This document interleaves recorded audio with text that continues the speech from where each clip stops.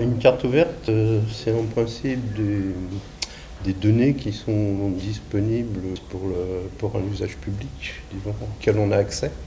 Moi personnellement, je l'utilise actuellement dans un simulateur. C'est une première expérience, je l'utilise pour construire des bâtiments, pour peupler l'environnement du simulateur. Voilà, vous avez une vue sur la baie de San Francisco.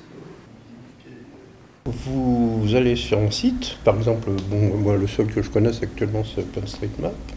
Vous avez une carte, vous prenez un carré sur cette carte et là on va vous donner des coordonnées géographiques de points.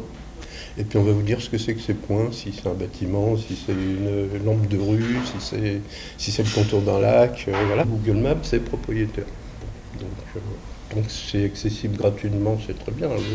Le jour où ils voudront vous faire payer, eh bien vous paierez, vous l'utiliserez plus. Le problème des propriétaires, c'est souvent ça, c'est que vous êtes à la merci de l'entreprise propriétaire soit du produit, soit des données.